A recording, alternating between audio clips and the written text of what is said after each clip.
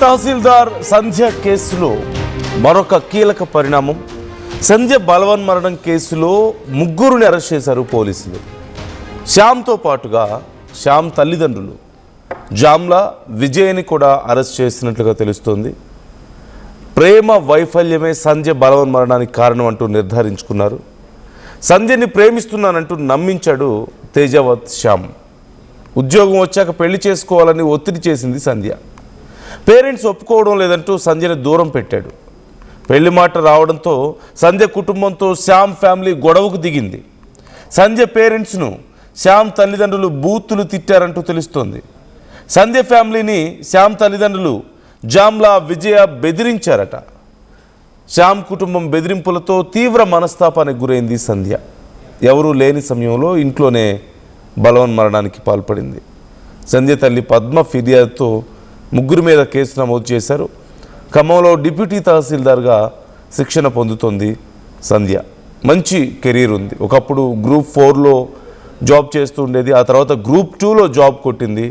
Deputy తహసీల్దార్గా ట్రైనింగ్లో ఉంది. ఈ సమయంలో తను ప్రేమిస్తున్న వ్యక్తిని పెళ్లి చేసుకుందామని అడిగింది శ్యామ్ని. ఉద్యోగం వచ్చాక పెళ్లి చేసుకుందామని చాలాసార్లు మాట మారుస్తూ వచ్చాడు శ్యామ్. ఇప్పుడు ఉద్యోగం కూడా వచ్చింది, ఇక పెళ్లి చేసుకుందామని అడిగితే లేదు, మా పేరెంట్స్ ఒప్పుకోవడం లేదు అని చెప్పాడు. తీరా సంధ్య ఫ్యామిలీ శ్యామ్ ఫ్యామిలీ దగ్గరికి వెళ్ళి అడగడానికి ప్రయత్నిస్తే అక్కడ ఆర్గ్యుమెంట్ అయ్యి సంధ్య ఫ్యామిలీని శ్యామ్ తల్లిదండ్రులు తిట్టారని, అవమానించారని, ఈ నేపథ్యంలో ఈ బెదిరింపులకి, ఈ అవమానానికి మానసికంగా ఎంతో క్షోభకు గురైనటువంటి సంధ్య ఇంట్లో ఎవరూ లేని సమయంలో బలవన్మరణానికి పాల్పడింది అంటూ మనకు తెలుస్తోంది. దీనికి సంబంధించి ఇప్పటికే సంధ్య తల్లిదండ్రులు కూడా మాట్లాడడం మనం చూసాం. ఆర్టీవీ కూడా పేరెంట్స్తో మాట్లాడే ప్రయత్నం చేసింది. వాళ్ళు అదే ఆరోపిస్తున్నారు, మా కూతుర్ని మోసం చేశాడు పెళ్లి చేసుకుంటానని చెప్పేసి, అందుకే మా కూతురు మాకు లేకుండా పోయింది అంటూ వాళ్ళు చెప్పడం కూడా ఇక్కడ గమనిస్తున్నాం. ఈ అంశానికి సంబంధించి మరిన్ని డీటెయిల్స్ తెలుసుకుందాం. వెంకటరత్నం జాయిన్ అవుతున్నారు. వెంకటరత్నం, శ్యామ్ అలాగే అతని పేరెంట్స్ని కూడా ఇప్పుడు పోలీసులు అదుపులోకి తీసుకున్నారు అంటూ తెలుస్తోంది. సో బ్యాక్గ్రౌండ్ స్టోరీ ఇంకొంచెం క్లియర్గా మాకు చెప్పండి. అసలు ఏం జరిగింది, డీటెయిల్స్ ఏంటి? నందు, ఇప్పటి వరకు సంధ్య బలవన్మరణానికి కారణాల మీద అనేకంగా ఆలోచించాం. వివిధ కోణాల్లో పోలీసులు దర్యాప్తు చేసిన తర్వాత పేరెంట్స్ ఇచ్చినటువంటి వెంకటేశ్వర్లు అలాగే అతని భార్య ఇచ్చినటువంటి ఫిర్యాదు మేరకు మాత్రం కేసు విచారణ మాత్రం ప్రారంభించారు. ఇక్కడ పూర్తిగా ఒక క్లారిటీకి అయితే వచ్చారు. ఎందుకంటే ఇక్కడ శ్యామ్ అనే అతను మరదలు ఉన్నప్పటికీ కూడా తను ప్రేమించి మోసం చేశాడని ఒక క్లారిటీకి వచ్చినటువంటి విషయం తెలిసింది మనకు. ప్రస్తుతానికి ఏంటంటే వాళ్ళని శ్యామ్ ను అదుపులోకి తీసుకుని విచారించిన తర్వాత అలాగే సంధ్య యొక్క తల్లిదండ్రులు వెంకటేశ్వర్లో సంధ్య తల్లిని కూడా విచారించిన తర్వాత పూర్తిగా ఒక క్లారిటీగా వచ్చిన నేపథ్యంలో ప్రస్తుతం ఇక్కడ శ్యామ్ అనేటువంటి వ్యక్తి ప్రేమ పేరుతోటే మోసం చేశారనే ఒక నిర్ణయానికి వచ్చారు. ఆ తర్వాత అతనికి గతంలో అంటే సంధ్య ఉద్యోగం వచ్చిన తర్వాత పెళ్లి చేసుకుందామని చెప్పి తనకు ఎన్నోసార్లు చెప్పినప్పటికీ కూడా తను ఓకే దాట వేసి అటువంటి ప్రయత్నం చేశారు. మరి ఇదే విషయం కూడా శ్యామ్ వారి తల్లిదండ్రులకు జామ్లా అలాగే విజయకు ఇద్దరికి చెప్తున్నటువంటి నేపథ్యంలో ఇక్కడ వారితో పాటు గొడవ ఉంది. అంటే ఈ ప్రేమ పెళ్లి తమకు ఇష్టం లేదన్నటువంటి ఒక ఆలోచనలు వాళ్ళు చేయడంతో శ్యామ్ కూడా తల్లిదండ్రులతో గొడవ పడ్డట్టుగా తెలుస్తుంది. మరి ఇక్కడ ఇద్దరికి ప్రేమ వివాహం ఇష్టం లేకపోవడంతో ఇక్కడ తను కూడా అట్లా అని చెప్పి ప్రేమించినటువంటి అమ్మాయిని చేసుకోలేక తల్లిదండ్రుల మాటలు కాదనలేక తనకున్నటువంటి మరదలతో మాత్రం వివాహం చేసుకున్నట్టుగా తెలిసింది.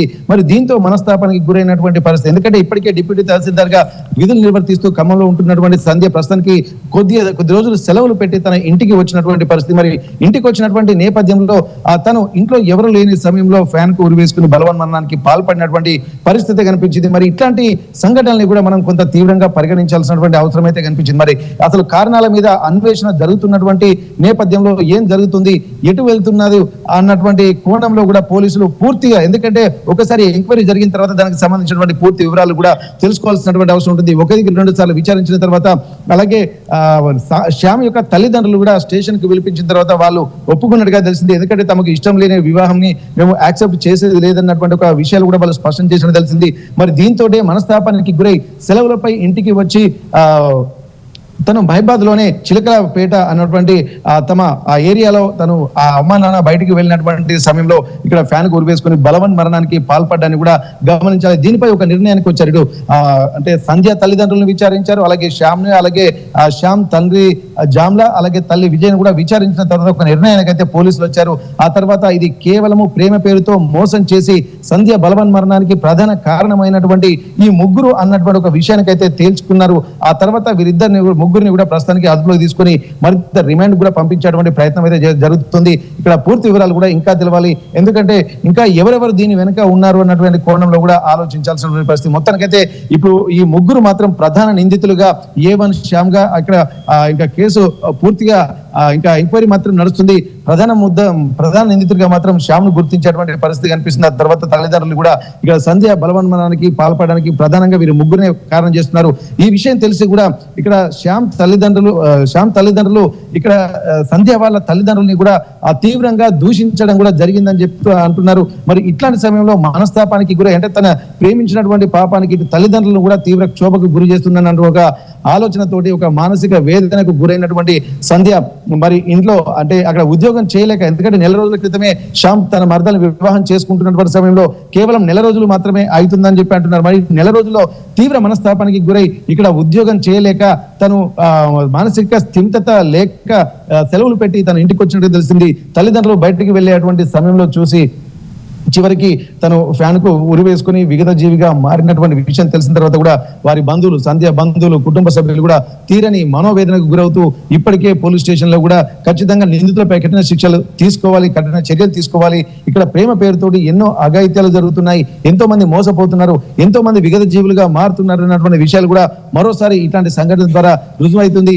పూర్తిగా నమ్మకం, ఎందుకంటే మరి అంత బలవన్ మరణానికి ప్రేమ చేసుకోవచ్చు, మరి అంత హద్దులు దాటి ప్రవర్తిస్తే తప్ప ఇట్లాంటి ఆలోచనలు కూడా చేరినటువంటి విషయాలు కూడా స్థానికులు కూడా చెప్పుకుంటున్నటువంటి నేపథ్యంలో మరి కొంత సమయం పాటించాలి. చదువు ఉంది, ఉద్యోగం ఉంది, అందము ఉంది, అన్ని ఉన్న తర్వాత కేవలం కొంతమంది నయవంచకుల చేతిలో మోసం పోవడం అనేది కూడా తీవ్రంగా గమనించాల్సి ఉంటుంది. లేదు శ్యామ్ పేరెంట్స్ వీళ్ళ పెళ్లికి, శ్యామ్ కూడా చాలా సార్లు పెళ్లి చేసుకుందాం అని చెప్పాడని ఇప్పుడు సంజయ్ పేరెంట్స్ చెప్తున్నారు.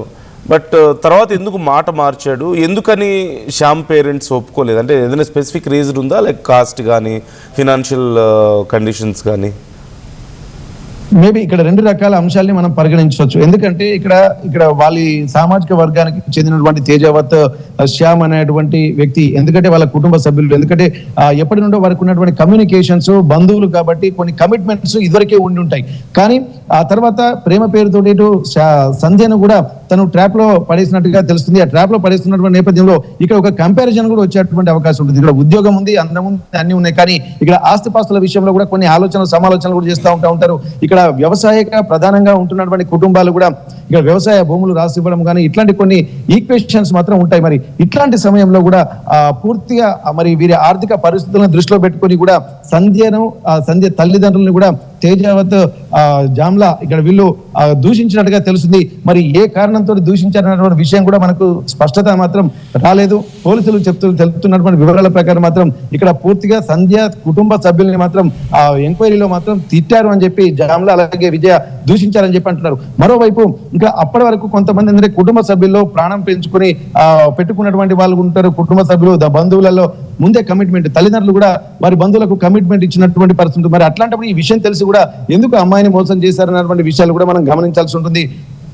గతంలో సంధ్యకు తల్లిదండ్రులకు, ఎందుకంటే సంధ్య వాళ్ళ అక్క ఉండే రెండో అమ్మాయి ఈ కూతురు సంధ్య మాత్రం తను 28 సంవత్సరాల వయసు ఉంది. ఈ అమ్మాయి కూడా పెళ్లి చేస్తే సుఖంగా ఉంటారని చెప్పి ప్రేమించినటువంటి వ్యక్తితో పెళ్లి చేయడానికి కూడా ఆ తల్లిదండ్రులు సిద్ధమైనట్టుగా తెలుస్తుంది. మరి ఆ తర్వాత ఇది ఒప్పుకోకపోవడంతో కొంత శ్యామ్ తల్లిదండ్రులకి అలాగే సంధ్య తల్లిదండ్రులకు కూడా కొంత వాగ్వాదంతో తీవ్ర పదజాలంతో, అసభ్య పదజాలంతో ఇక్కడ దూషించినట్టుగా ఇక్కడ ఎంక్వైరీలో తెలుస్తుంది. కాబట్టి దీన్ని దృష్టిలో పెట్టుకుని, అంటే తను ప్రేమించినటువంటి పాపానికి తన తల్లిదండ్రులు కూడా ఇక్కడ ఇబ్బందులకు, అవమానాలకు గురి చేయాల్సి వస్తుంది. ప్లస్ అట్లా అని చెప్పి ప్రేమించినటువంటి వ్యక్తి కూడా తనకు దక్కలేకపోయాడన్నటువంటి ఒక మనోవేదన కూడా వారికి గురైనట్టుగా తెలుస్తుంది. మరి ఇట్లాంటప్పుడు ఉద్యోగం ఉన్నప్పటికీ కూడా విచక్షణ కొంత ఉండాల్సినటువంటి అవసరం ఉంది, ఒక స్థితప్రజ్ఞతో ఉండాల్సినటువంటి అవసరం ఉంటుంది. ఎందుకంటే పుట్టి పెంచినటువంటి తల్లిదండ్రులు ప్రేమ కోసం కాదు కదా అన్నటువంటి విషయాలు కూడా కాన్షియస్ తోటి ఉండాలి. ఎందుకంటే చదువు చదువుకోవాలి, ఉద్యోగాలు చేయాలి, తల్లిదండ్రులకు కూడా ఆనందాన్ని మిగిల్చాలి. ఇవన్నీ లైఫ్ లో ఒక ప్రేమ ఒక్కటే జీవితంలో భాగం కాదన్నటువంటి విషయాన్ని కూడా గమనించాల్సి ఉంటుంది. యువత మాత్రం పూర్తి స్థాయిలో ఇట్లాంటి ఒక మానసిక అపరిపక్వతతోటి చాలా వరకు విగత జీవులుగా మారుతూ ఇమ్మెచ్యూర్డ్ మైండ్ సెట్ తోటి తమ విలువైనటువంటి ప్రాణాలు తీసుకుని కన్న తల్లిదండ్రుల శోకానికి కారణమవుతున్నటువంటి పరిస్థితులు కనిపిస్తున్నాయి. దీంట్లో కూడా కొంతమంది స్వార్థపూరితంగా వ్యవహరించేటువంటి వ్యక్తులను కూడా అది ప్రేమనా లేకపోతే వ్యామోహం అన్నటువంటి ఒక కాన్షియస్ తోటి కూడా నేటి యువత మారాల్సినటువంటి అవసరం అయితే కనిపిస్తుంది. ఇట్లాంటి ఇమ్మెచ్యూర్డ్ మైండ్ సెట్ తోటే తెలిసి తెలియని వయసులో కూడా కొంత అంటే తను ఉద్యోగం చేస్తుంది, అన్ని ఉన్నాయి, కానీ ఇక తను కాన్ఫిడెంట్ ఉంటుంది. ఎందుకంటే ప్రేమించినటువంటి వ్యక్తి ఖచ్చితంగా నన్ను పెళ్లి చేసుకుంటాడు అన్నటువంటి, ఎందుకంటే తనకు ఉద్యోగం ఉంది, ఆ గతంలో పరిచయం ఉంది, వారికి ఉన్నటువంటి సాన్నిధ్యం కూడా ఉంది కాబట్టి ఒక కాన్ఫిడెంట్ అయితే ఉంది. కానీ ఇతనికి శ్యామ్ కు తన మరదలు ఉన్నటువంటి విషయం చెప్పకపోవడంతో తను డీప్ గా అతనే తన జీవిత భాగస్వామి ఎన్నో కళ్ళు కన్నటువంటి పరిస్థితి. మరి అట్లాంటప్పుడు తన కళ్ళలు అయిపోయేసరికి విధిలేని పరిస్థితుల్లో మళ్ళీ వేరే వ్యక్తిని కూడా ఊహించుకోలేక కూడా ఇట్లాంటి పరిస్థితులకు దారి తీసేటువంటి సంఘటనలు కూడా జరుగుతూ ఉంటాయి. కాబట్టి మనం దీన్ని మాత్రం చాలా కీన్ అబ్జర్వేషన్ లో ఉంచాలి. కానీ కొంతమంది దుష్టులు నయవంచకుల చేతిలో కూడా అమాయకుల ప్రాణాలు కూడా బలవుతుండడాన్ని కూడా మనం గమనించాల్సి ఉంటుంది. ఇట్లాంటివి కూడా అమ్మాయిలు చాలా జాగ్రత్తగా ఉండాలి. తల్లిదండ్రులు కూడా కొంత వారిని కూడా కొంత కాన్షియస్ లో ఉంచాల్సినటువంటి అవసరం ఉంటుంది. కానీ కొంత ఎందుకంటే ఉద్యోగం వచ్చేసరికి తన కొంత స్వేచ్ఛా జీవితం, ఎందుకంటే ఆర్థిక సమానత్వం వచ్చేసరికి లేకుంటే ఆర్థిక ఫైనాన్షియల్ ఫ్రీడమ్ వచ్చేసరికి సెల్ఫ్ డెసిషన్ మేకింగ్ గా వీళ్ళు మారిపోతున్నారు. అట్లాంటప్పుడు తల్లిదండ్రులు కూడా పట్టించుకోలేనటువంటి పరిస్థితులు ఉంటాయి. చివరికి ఇట్లాంటి పరిస్థితులు ఎదురై విలువైనటువంటి జీవితాలని కోల్పోవాల్సినటువంటి పరిస్థితి కల్పిస్తుంది. Right, thank you Venkataratnam, thanks for the details. మొత్తం మీద ఈ కేసుకు సంబంధించి అధికారులకు ఒక క్లారిటీ వచ్చింది. శ్యామ్ తనని పెళ్లి చేసుకోను అని చెప్పడంతో పాటుగా సంధ్య పేరెంట్స్ని కూడా శ్యామ్ పేరెంట్స్ తిట్టడం, అవమానించడంతో, బెదిరించడంతో తను ప్రేమించిన వ్యక్తే వాళ్ళ కుటుంబమే తన కుటుంబాన్ని ఇంతగా అవమానించడం తట్టుకోలేక తను ఇంకొకరిని పెళ్లి చేసుకోలేక మరోవైపు శ్యామ్ వేరే అమ్మాయిని పెళ్లి చేసుకోవడానికి రెడీ అవడంతో అది తట్టుకోలేక సంధ్య బలవన్మరణానికి పాల్పడింది అంటూ తెలుస్తోంది. ఇంకా మరిన్ని విషయాలు తెలుసుకునే ప్రయత్నం చేస్తున్నారు అధికారులు కూడా. మీ అభిప్రాయం ఏంటి అంశానికి సంబంధించి కామెంట్ చేయండి.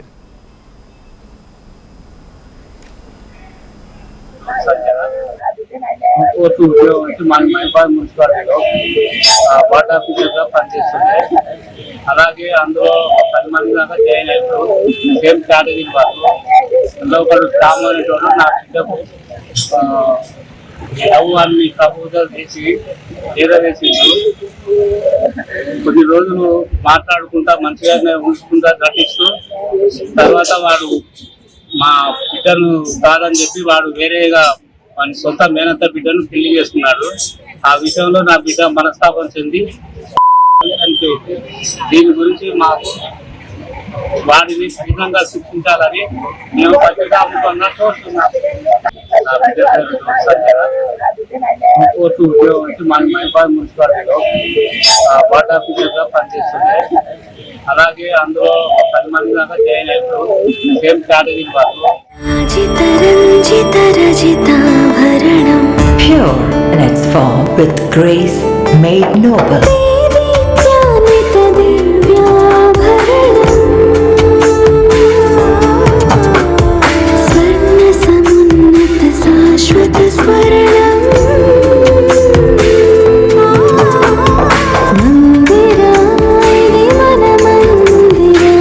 Mandira Premium Silver Jewelry by Manipali.